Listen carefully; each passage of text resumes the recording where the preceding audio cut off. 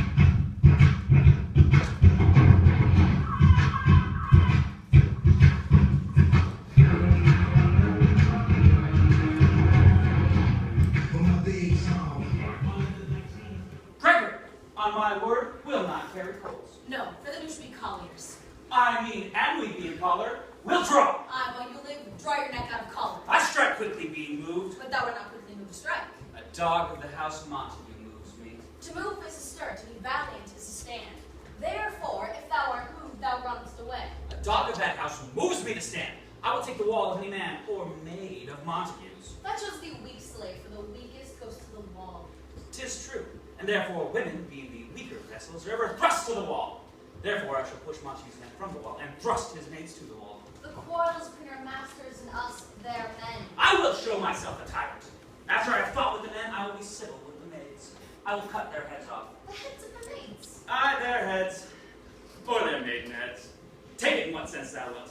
They must take in what sense thou feel it. Me, they shall feel while I am able to stand. 'Tis known I am a pretty piece of flesh. 'Tis well thou art not a fish. If thou hadst, thou must been poor John. Draw thy tool. Here comes the house of Montague. My naked weapons out. Quarrel, I will back thee. How? Turn thy back and run? Fear me not. No, never. I fear thee. Let us take the law on our sides. Let them begin. I will frown as you pass by and let them take it out of the list. Nay, as they dare, I will bite my tongue, which is to disgrace them if they bear it. Do you bite your thumb at us, sir? I do bite my thumb, sir. Do you bite your thumb at us, sir? Is the law on our sides if I say I? No. No, sir. I do not bite my thumb at you, sir. But I do bite my thumb. Do you quarrel, sir? Quarrel, sir? Oh, no, sir. For if you do, I am for you. I serve a good as man as you. No better.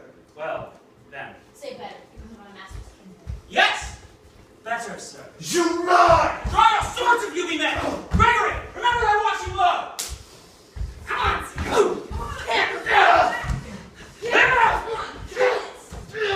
Park, fools! You know not what you do!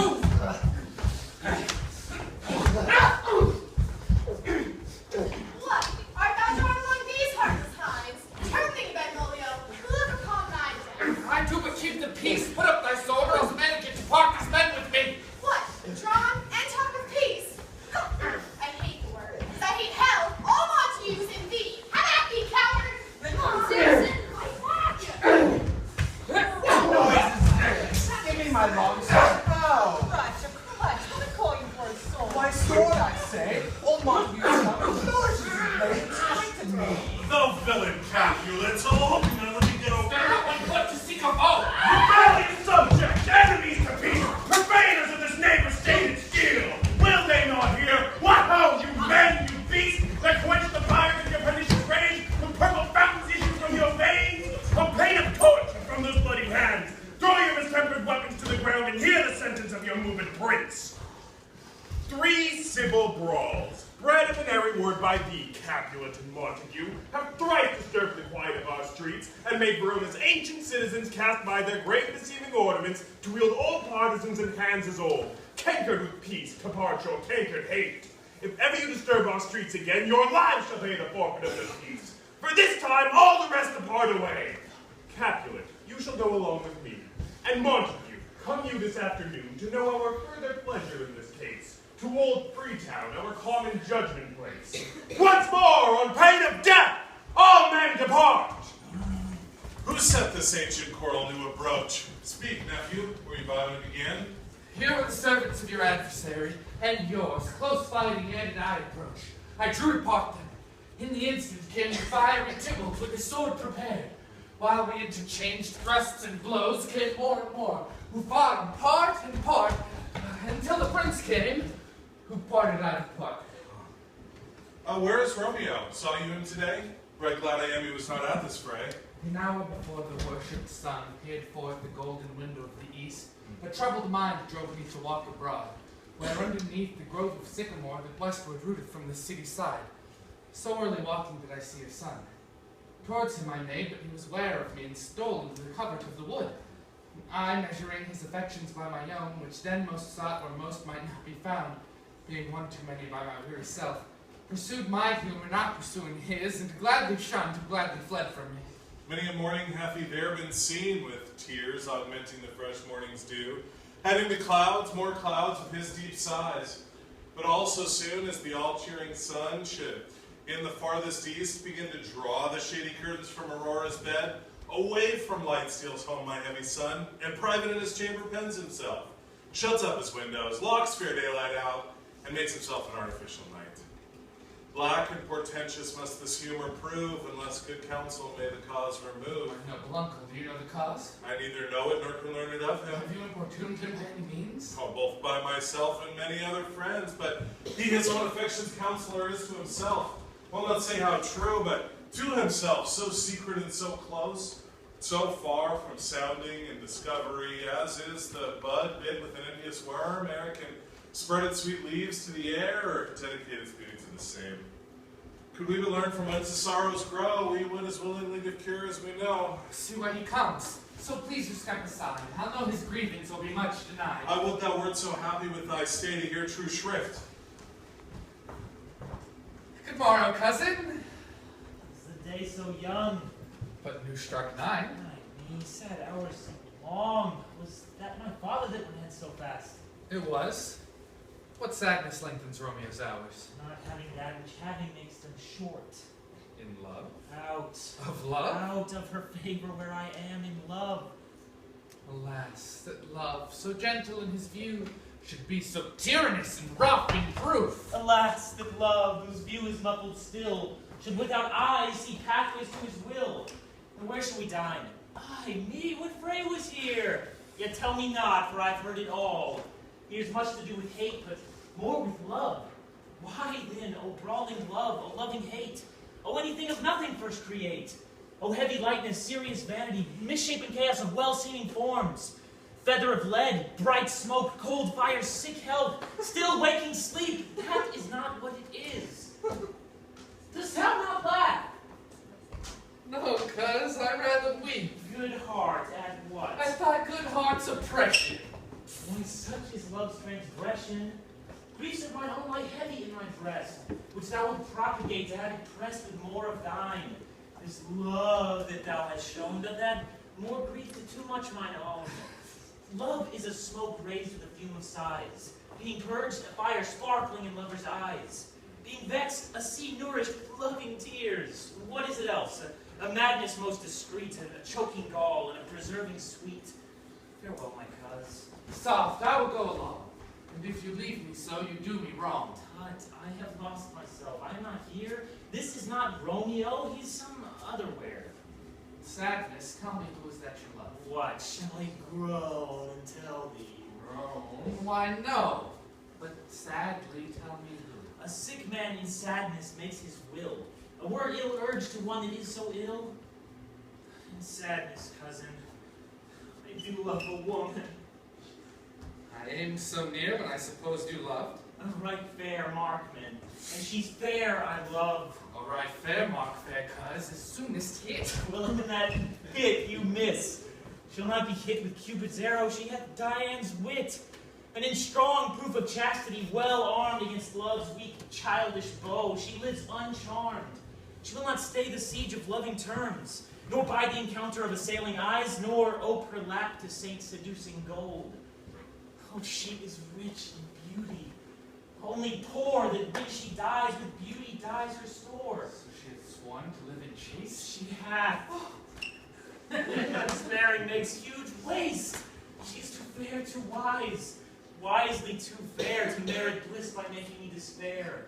She had forsworn to love, and in that vow do I live dead that live to tell it now. Be ruled by me. Forget to think of her. Teach me how I should forget to think. By giving liberty unto thine eyes. Examine other beauties. 'Tis the way. The colors exquisite and question more. These happy masks that kiss fair ladies' brows, being black, puts us in mind they hide the fair. He that is struck and blind cannot forget the precious treasure of his eyesight lost. Show me a mistress that is passing fair. What doth her beauty serve but as a note where I may read who passed that passing fair? Farewell. Thou canst not teach me to forget. I'll pay that doctrine or else die in debt.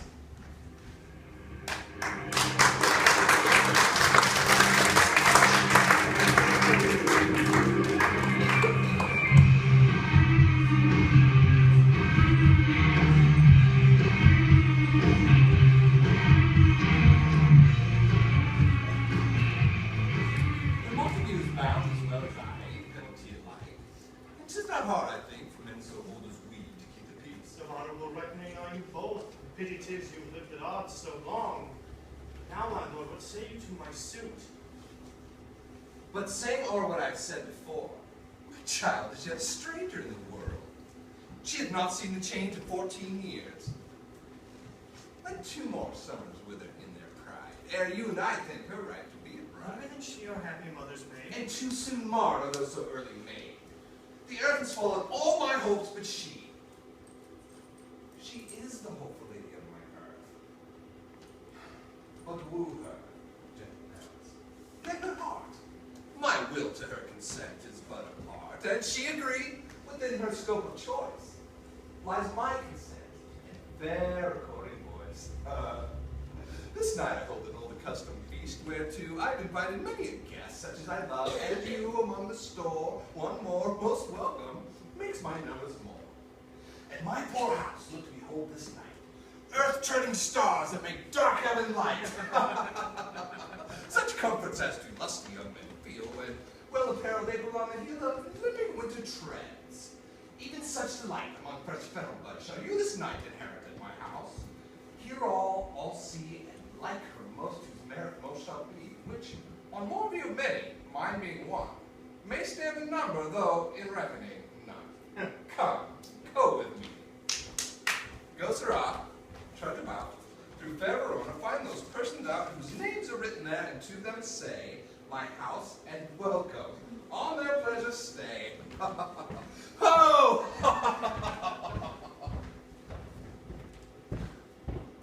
Find them out, whose names are written here. It is written that the shoemaker smells his yard and the tailor his last. The fisher with his pencil and the painter with his nets. I am sent to find those persons whose names are here writ. I can never find what names the writing person hath here writ. I must learn a good time. One fire burns out another's burning. One pain lessens another's anguish. Turn giddy and be helped by backward turning.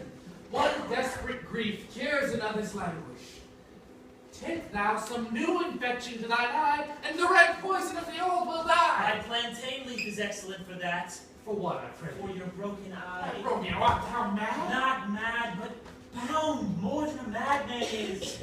Shut up in prison, kept without my food, whipped and tormented, and good end, good fellow. Good eye, good. I pray, sir, can you read? Mine own fortune and my misery. Perhaps your word is a book, but I pray, can you read anything you see? Aye, if I know the letters and the language. You say honestly. Rest you, Mary. Stay, fellow, I can read. Signor Martino and his wife and daughters, Count Anselme and his beauteous sisters, the lady widow of Vitruvio, Signor Placentio and his lovely nieces, Mercutio and his brother, Valentine, mine uncle Capulet, his wife and daughters, my fair niece Rosaline, and Livia, Signor Valencio and his cousin Tybalt, Lucio and the lively Helena, a fair assembly. Whither should they come? Up. Whither? To supper? to our house. Whose house? My master's. Indeed, I should have asked you that before. Now I'll tell you without asking. My master's the great and rich Capulet. If you not be the house of Montague, I pray, come and have a cup of wine.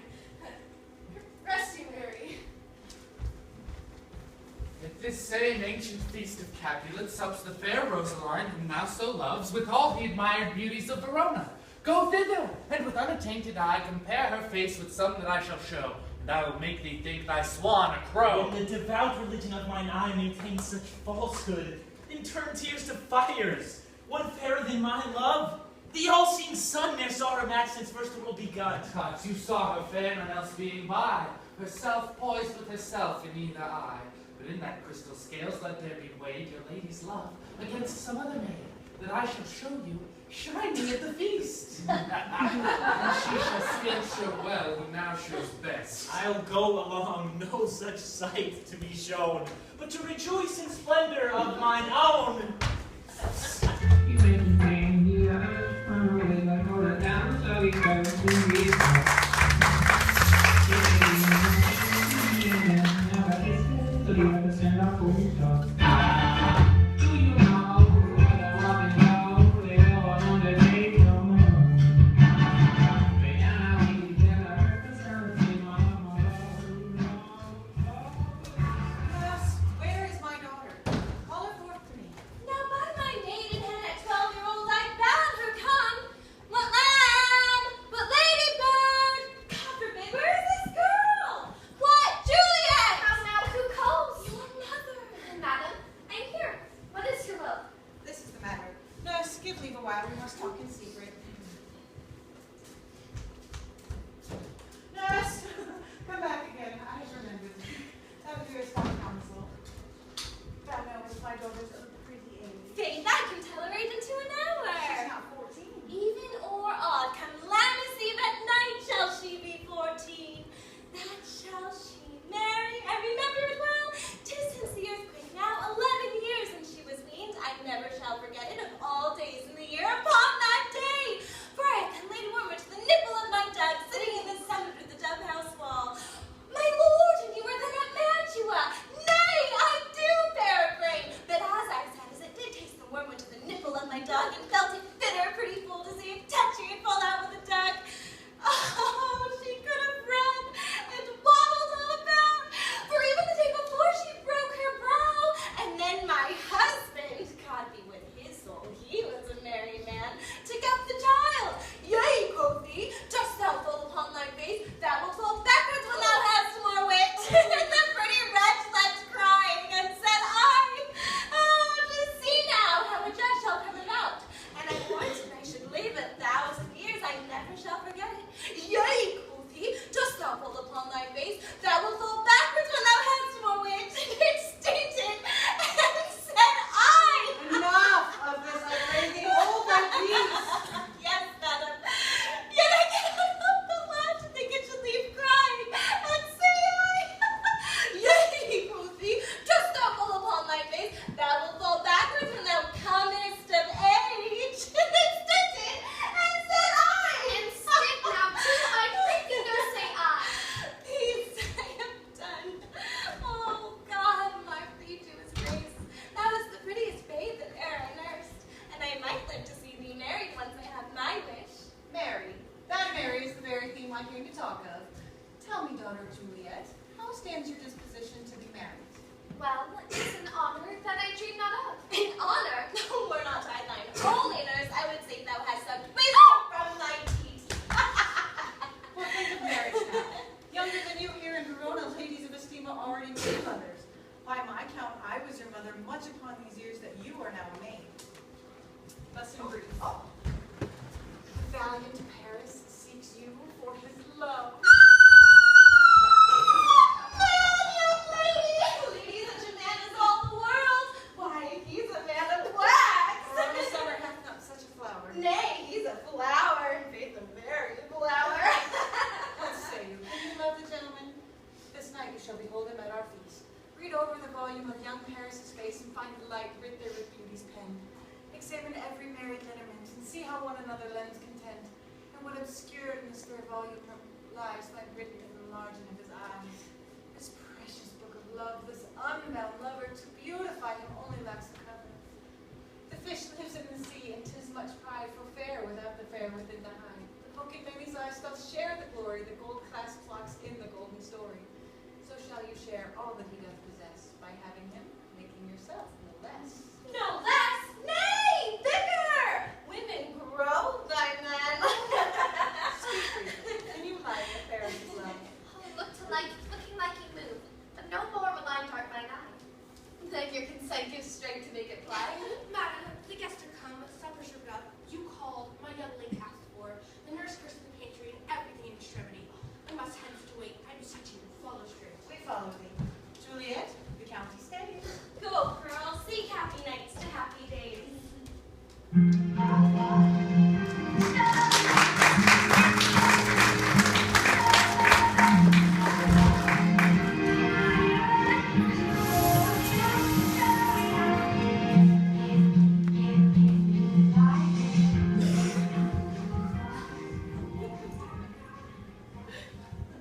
But shall this speech be spoke for our excuse, or shall we on without apology?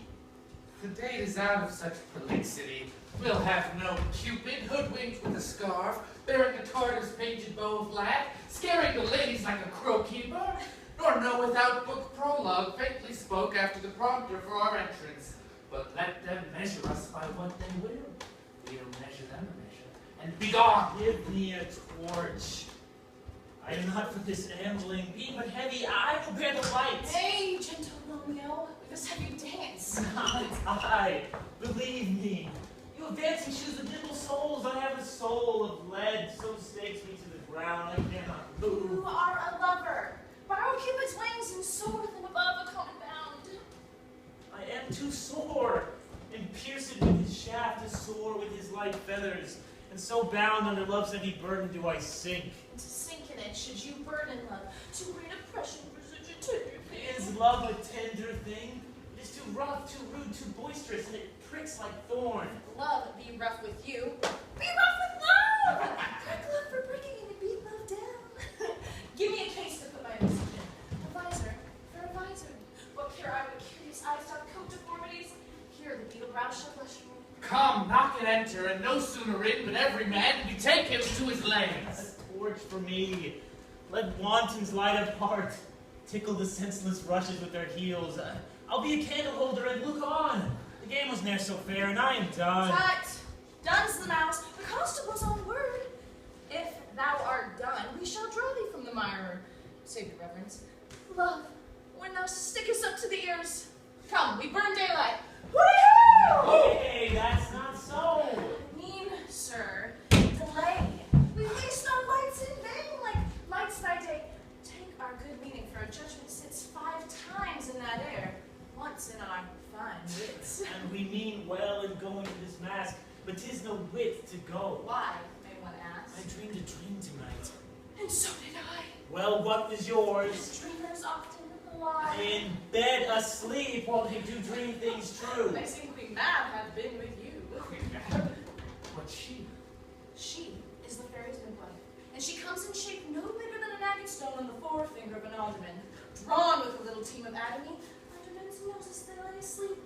And in this state she gallops night by night through lovers' brains. They dream of love, or courtiers' knees who dream on curtsy strings, or lawyers' fingers who straight dream on keys, or ladies' lips who straight on kisses dream, which oft anchor mad with blisters plagues because their breaths with sweet meats tainted Sometimes she gallops for her courtier's nose, then dreams he is sewing out a suit.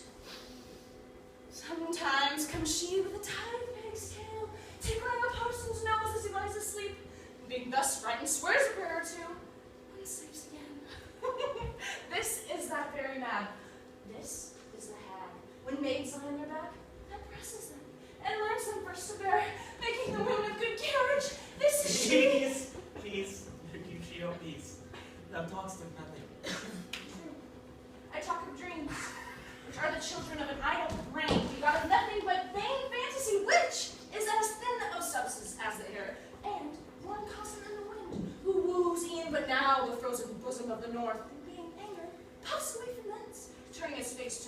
up in the south. This wind you talk of blows us from ourselves. Supper is done, we shall come too late. I fear too early. For my mind must give some consequence yet hanging in the stars. I shall bitterly begin his fearful day with this night's revels, and expire the term of a despised life clothed within my breast by some vile forfeit of untimely death. But he that hath the steerage of my course, direct my sail. On, lusty gentlemen. Strike drum!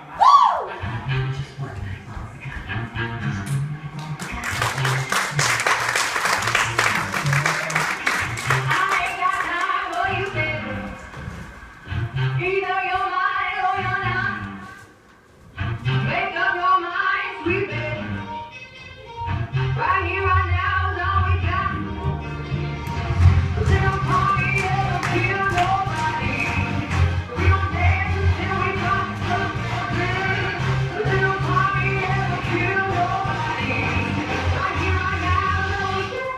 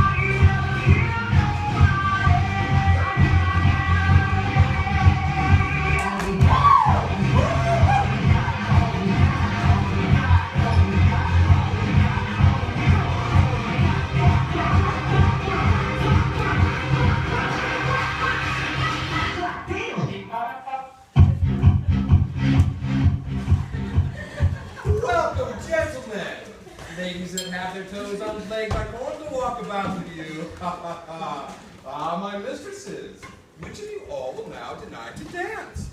She that makes dainty, she, I'll swear, hath corns. Am I come near you now? Welcome, gentlemen. I have seen the day when I wore a visor and could tell a whispering tale in a fair lady's ear, such as would please. 'Tis gone. 'Tis gone. 'Tis gone. You are all welcome. Woo! What dares the slave come hither, covered with an antic face, to fleer and scorn at our solemnity? Now, by the stock and honor of my kin, to strike him dead, I hold it not a sin. Now, kinsman, wherefore storm you so? Uncle, this is a Montague, our foe, a villain that is hither come in spite, to scorn at our solemnity this night. Young Romeo, is it? 'Tis he, that villain Romeo. Content thee, gentle cuz. Let him alone. He bears him like a portly gentleman, and to say truth, Verona brags of him to be a virtuous and well-governed jewel. I would not for the wealth of all the town here in my house do him disparagement. Therefore, be patient. Take no note of him. It is my will, the which of thou respect. Show a fair present and put off these frowns, and no beseeming semblance for a feast. If fits with such a villain as a guest, I'll not endure him. He shall be endured. What, good boy? I say he shall. Go to. Am I the master here? Or you? Go to. You'll not endure him. God shall mend my soul. You'll make a mutiny among my guests. You will set cock-a-hoop. You'll be the man. Why, uncle, 'tis a shame. Go to. Go to. Oh, you are a saucy boy. It's so indeed. This trick may chance to scathe you. I know what. You must contrary me. Marry, 'tis time. Well said, my heart. You are a princox. Go. Be quiet, or more light, more light. For shame, I'll make you quiet. What? Cheer me, my heart. Patience perforce with willful color meeting makes my flesh tremble in this different greeting. I will withdraw, but this intrusion now seeming sweet shall convert to bitterest gall. Come, musicians, play.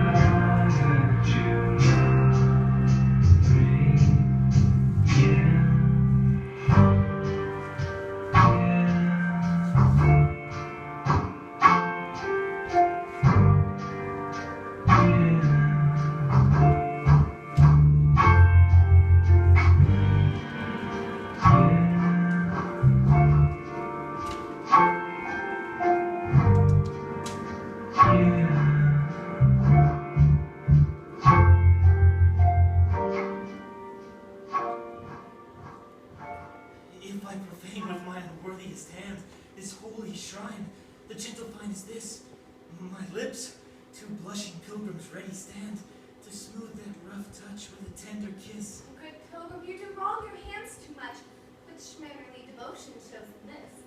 For saints have hands that pilgrim hands do touch, and palm to palm, as holy palmer's kiss. I have not saints' lips, and holy palmers too. Hi, pilgrim, lips that they must use in prayer. Why then, dear saint, let lips do as hands do. They pray, grant thou, lest faith turn to despair. Now, saints do not move, though grant for prayer's sake. Then move not, while my prayer's effect I take. Thus, from my lips by yours, my sin is purged. Then have my lips the sins that they have took. Sin from thy lips? O trespass sweetly urged, give me my sin again.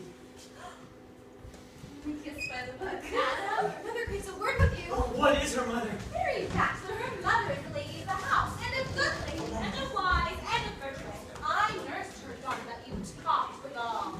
I tell you, he that can lay hold of her shall have the cheeks. She had Capulet. Oh, dear account, my life is my foe's debt.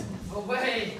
Be gone! This sport is at its best. So I fear the more is my unrest. His name is Romeo, and the Montague, the only son of your great enemy. My only love sprung from my only hate. Truly seen unknown and known too late. Dearest birth of love it is to me that I must love alone an enemy. Anon, anon, come, let's away. The strangers all are gone.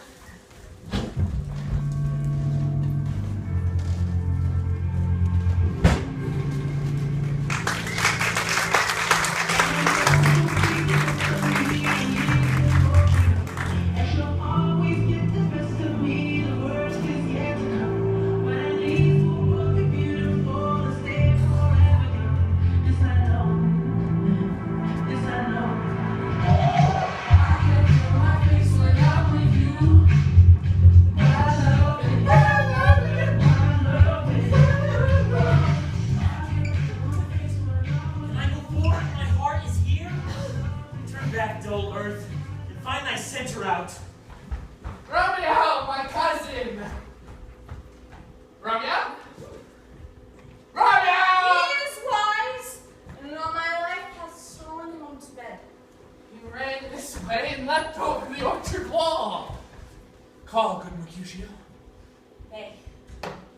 conjure too.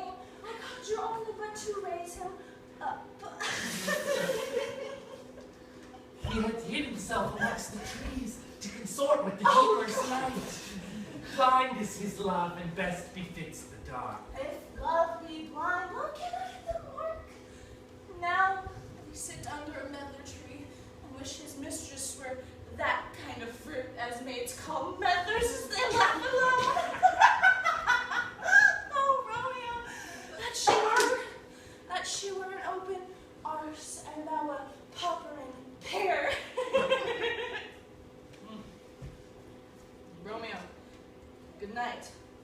Oh, to my truckle bed. This field bed is too cold for me to sleep.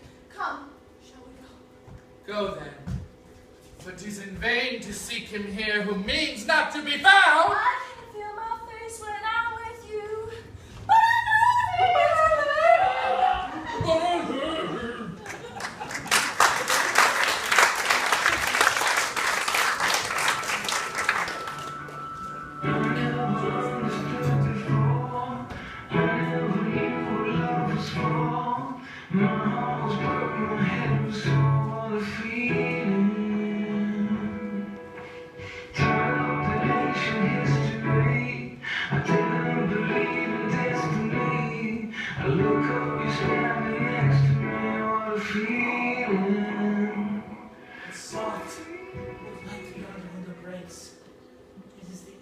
Juliet is the sun. Rise, fair sun, and kill the envious moon, who is already sick and pale with grief, that thou, her maid, art far more fair than she. Be not her maid, since she is envious. Her vestal livery is but sick and green, and none but fools do wear it. Cast it off. It is my lady. Oh, it is my love. Oh, that she knew she were. She speaks, yet she says nothing. What of that? Her eye discourses. I will answer it. I am too bold. 'Tis not to me she speaks. She of the fairest stars in all of heaven, having some business, to entreat her eyes to twinkle in their spheres till they return. But what if her eyes were there, they in her head? The brightness of her cheek would shame those stars, as daylight doth a lamp. Oh, see how she leans her cheek upon her hand. Oh, that I were a glove upon that hand, that I might touch that cheek. Ay me. She speaks. Oh, speak again, bright angel, for thou art as glorious to this night night beam o'er my head, as is the winged messenger of heaven unto the white upturned wondering eyes of mortals that fall back to gaze on him. Oh, Romeo, Romeo, wherefore art thou Romeo? Deny thy father and refuse thy name. Or, if thou wilt not, be but more, my love, and I'll no longer be a Capulet. Shall I hear more, or shall I speak at this? 'Tis but thy name that is thy enemy. Thou art thyself, though not a Montague. What's Montague? It's not hand, nor foot, nor arm, nor face, nor any other part belonging to a man. Oh, what's in a name? Be some other name. That which we call a rose by any other word would smell as sweet. So Romeo, whatever he not Romeo called, retain that dear perfection which he owes without that title. Romeo doth thy name, and with that name, which is no part of thee, take all thyself. I take thee at thy word. Call me with love, and I'll be new baptized. Henceforth I never will be Romeo. What man art thou that lets me scream tonight, so stumblest on my counsel? By a name, I know not how to tell thee who I am. My name, dear saint, is hateful to myself, because it is an enemy to thee. Had I it written, I would tear the word. My ears did not yet drunk 100 words of that considering. Yet I know the sound. Art thou not Romeo and a Montague? Either, fair saint, if either thee dislike. How camest thou hither? Tell me wherefore. The orchard walls are high and hard to climb, and the place death considering. Who thou art, if any of my kinsmen find me here. With love's light wings did I o'erperch these walls. For stony limits cannot hold love out. And what love can do, that dares love attempt. Therefore thy kinsmen are no stop to me. If they see thee, they will murder thee. Alack, there lies more peril in thine eye than 20 of their swords. Look thou but sweet, and I am proof against their enmity. But not for the world they sadly hear. I have night's cloak to hide me from their sight, and but they'll love me. Let them find me here! By whose direction foundst out this place? My love, who first did prompt me to inquire. He lent me counsel, and I lent him eyes. I am no pilot, yet wert thou as far as the vast shore, washed to the farthest sea, I would adventure for such merchandise. Thou knowest the mask of night is on my face. Else would a maiden blush bepaint my cheek for that which thou hast heard me speak tonight. Fain would I dwell on form. Fain tonight I have spoke. But for a compliment. Dost thou love me? I know thou wilt say aye, and I will take thy word. What if thou swearest on me, prove false? A lover's perjury, says St. Joe Glass. O gentle Romeo, if thou dost love, pronounce it faithfully. Or if thou thinkst unto could be one, I'll frown and be perverse and say thee nay. So thou wilt woo. Thou'st not for the world. In truth, fair Montague, I am too fond, and therefore thou mayest think my behavior light. But trust me, gentlemen, I have proved more true than those that were going to be strange. I should have been more strange, I must confess, that thou overhearest there was where my true love's passion. Therefore pardon me, and none keep this yielding to thy love which with dark night hast discovered. Lady, by yonder blessed moon I swear, that tips with silver all these fruits for me. Swear not by the moon! Be a constant moon, that monthly changes in her circle, unless I prove likewise variable. What shall I swear by? Well, do not swear at all. Or, if thou must, swear by thy gracious self, which is the god of my idolatry. I'll believe thee. With my heart's deep love. Oh, do not swear. Although I join thee, I have no joined this contract tonight. It's too rash, too unadvised, too sudden, too quick, too... Like the lightning, which does cease to be, ere one can say it lightens. Good night, good night. Spell of love, where summer's ripening breath, make her the beauteous flower when next we meet. Good night, sweet repose and rest. Come to thy heart as thou with thy rest. Oh, wilt thou leave me so unsatisfied? What satisfaction canst thou have tonight? The exchange of thy love's faithful vow for mine. I gave thou money without its requested. And would I want to give it again? Wouldst thou withdraw it? For what purpose, love? But would to be frank and give it thee again. Thy bounty is as boundless as the sea. My love is deep. The more I give to thee, the more I have for both are infinite. 3 words to Romeo, good night indeed. If that thy hint of love be honorable, thy purpose, marriage. Send me word tomorrow by 1, and I'll be here to come to thee. Or in what time thou wilt perform the right, and all thy fortunes that thy will lie, and follow me, my Lord, God of the world. Bye, come.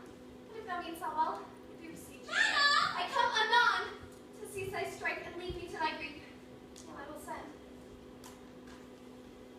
deprive my soul. 1,000 times good night. 1,000 times the worst to want thy light. Love goes towards love, as schoolboys from their books. But love from love, towards school with heavy looks. Romeo? Mine eyes, What o'clock tomorrow shall I send to thee? at the hour of 9. I will not fail 'tis 20 or till then. Good night, good night. Parting is such sweet sorrow, and I must say good night till tomorrow. Sleep dwell upon thine eyes, peace in thy breast. Oh, would I were asleep in peace, so sweet to rest. Hence when I to my ghostly father's cell, his hell to crave, and my dear have to tell. Say goodnight.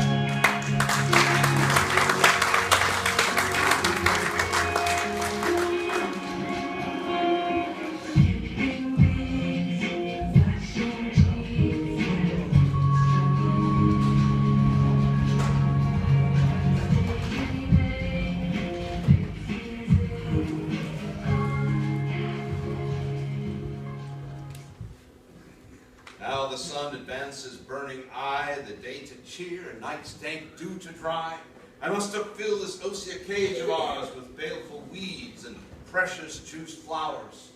For not so vile that on the earth doth live, but to the earth some special good doth give. Nor aught so good, but strained from that fair use, revolts against true birth, stumbling on abuse. Virtue itself turns vice being misapplied, and vice sometime by action dignified. Within the infant rind of this small flower, poison hath residence and medicine power. Where the worser is predominant, full soon the canker death eats up that plant. Good morrow, father!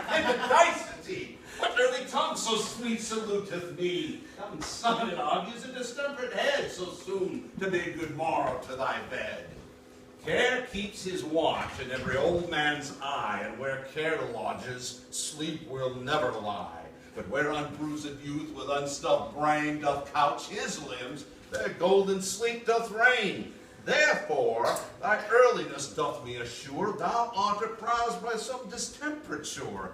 For if not so, then here I hit it right, our Romeo hath not been in bed tonight. The last is true. The sweeter rest was mine. God pardon sin, was thou with Rosaline? With Rosaline, my ghostly father, no. I have forgot that name, and that name's woe. Well, that's my good son, but where hast thou been then? I'll tell thee, if thou askest me again. I have been feasting with mine enemy, when on a sudden one has wounded me, that's by me wounded. Both are remedies within thy holy health and physic lie. Be plain, good son, and homely in thy drift. Riddling confession finds but riddling shrift. Then plainly know my heart's dear love is set on the fair daughter of rich Capulet. As mine and hers, so hers is set on mine and all combined. Say what thou must combine by holy marriage. When and where and how we met, we wooed and made exchange of vow. I'll tell thee as we pass. But this I pray, that thou consent to marry us today. Holy Saint Francis! What a change is here! Is Rosaline, whom thou didst love so dear, so soon forsaken? Young men's love, then, truly lies not in their hearts, but in their eyes.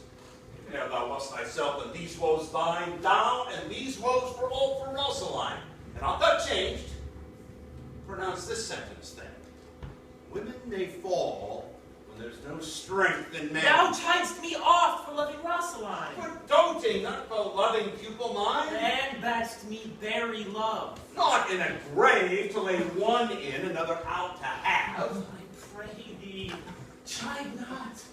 She whom I love now doth grace for grace and love for love allow. The other did not so. Oh, she knew well thy love did read by rote that could not spell. But come, young waverer, come, go with me. In one respect, I'll thy assistant be. For this alliance may so happy prove to turn your household's rancor to pure love. Oh, let us hence. I stand on sudden haste. Wisely and slow, they stumble that run fast.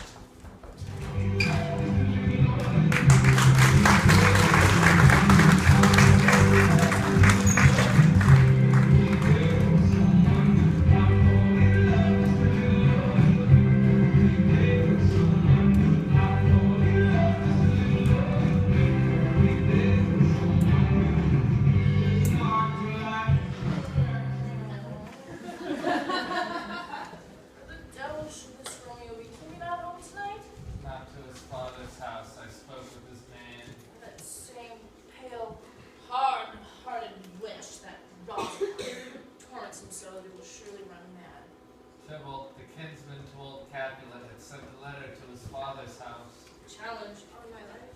Romeo will answer it. Any man that can write may answer a letter. Nay, he will answer the letter's master, how he dares being dared. Alas, poor Romeo. He's already dead. Stabbed with the white witch's black eye. Shut to the ear with a love song. The very tip of his heart cleft with a blind boy's butt shaft. Is he a man to encounter Tybalt? Why, what is Tybalt? No more prince of cats. Oh, he is the courageous captain of compliments. He fights as you sing prick song, keeps time, distance, and proportion. He rests his men and rests 1, 2, and the third in your bosom. Very butcher of a silk button. A duelist, a duelist. A gentleman of the very first house of the first and second cause. Ah, the immortal passado, the punto reverso, the high. The what? The pox of such antic, lisping, affecting phantasmites, these new tuners of accents. By Jesu, a very good lady, a very tall man, a very good whore. Is this not a lamentable thing, grandsire, that we should be thus afflicted by these strange flies, these fashionmongers, who stand so much on the new form that they cannot sit at ease on the old bench? Oh, my bones, their bones. Here comes Romeo! Here comes Romeo. Without his robe, like a dried herring. Oh, flesh, how art thou fishified? Now a seat to numbers for charge full of it. Laura to his lady was but a kitchen wench. Mary, she did have a better love to remember. Dido, Dowdy, Cleopatra, Gypsy, Helen, and Hero, Hildings, and Harlots. This be a grey eye or so, but not to purpose. Signor Romeo. Oh, bonjour! It was a French salutation for your French slop. You gave us the counterfeit fairly last night. Good morrow to you both. What counterfeit did I give you? The slip, sir, the slip. Can you not conceive? Pardon, good Mercutio. My business was great. And in a case such as mine, a man may stray in courtesy.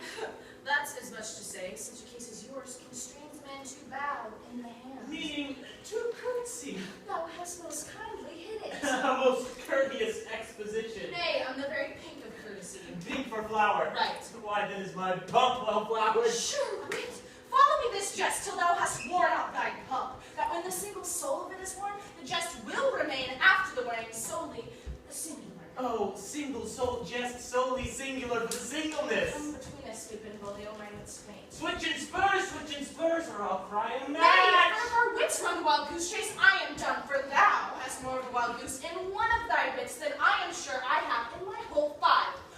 Oh, was I with you there for the goose? Thou was never with me for anything when thou was not there for the goose. Shall bite thee by the ear for that Nay, jest. good news, bite not. The wit is a very bitter sweeting, it's the most sharp sauce. And is it not well served into a sweet goose? Why, here's a bit of chevron that stretches from an inch narrow to an L broad.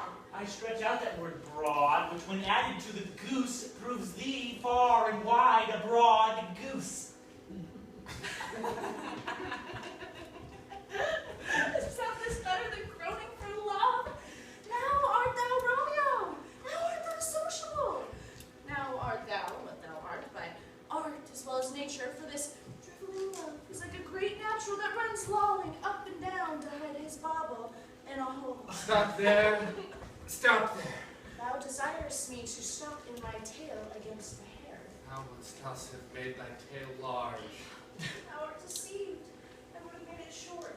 For I come to the whole depth of my tale and meant indeed to occupy the argument no longer. Ye good morrow, gentlemen. Ye good den, fair gentlewoman. Is it good day? 'Tis no less, I tell you, for the body hand of the dial is now upon the prick of noon. Out upon you! What a man are you? One gentlewoman that God himself hath made to mark. Oh, my troth, it is well said, for himself to mark, quoth he. Gentlemen, can any of you tell me where I may find the young Romeo? I can tell you, but the young Romeo will be older when you have found him than he was when you saw him. I am the youngest of that name, for fault of a worse. You say well. Yea, is the worst well? Very well, taken. Take wisely. If you be he, sir, I desire some confidence with you. She will indict him to some supper! What hast thou found? No hare, sir. Unless a hare, sir, Lenten pie. That is something stale and poor. And it be said.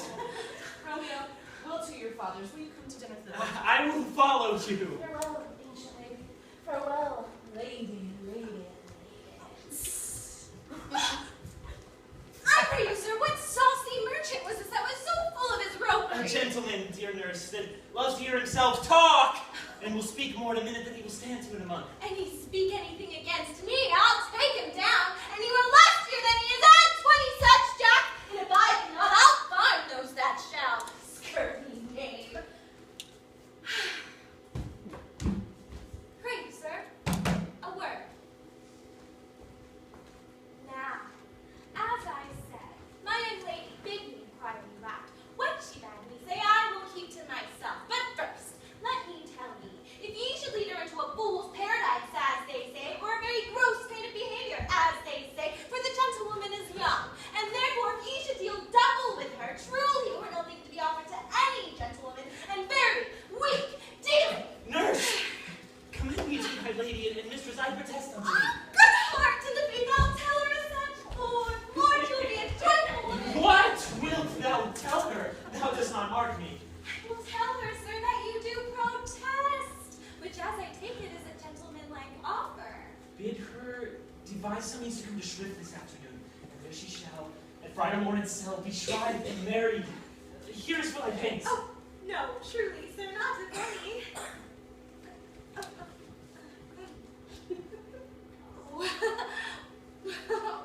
This afternoon, sir? Well, she shall be there. And stay, good nurse, behind the abbey wall. Then the hour my man shall be with thee, and bring these stairs and make like a tackled cord. Hark you, sir. Is your man secret? Did you ne'er hear say two make he counsel, putting one away? I warrant thee, my man's as true as steel. Oh, sir, my mistress is the sweetest lady, born of the little prating thing. Oh, there is a nobleman in town, one Paris, who would fain lay night before, but she console with a sleep-seer tone, a very dotacy end. I anger her sometimes and tell her that Paris is the proper man. But I'll warn you, when I do, she looks as pale as any cloud in the versal world. Does not Rosemary and Romeo begin with a letter? Aye, nurse, what of that, both with an R? Mock, that's the dog's name. R is for the... No, I know it begins with another letter. And she hath the prettiest sententious of it of you and Rosemary that it would fain do you good to hear it. Commend me to thy lady. Aye, 1,000 times, before the pace.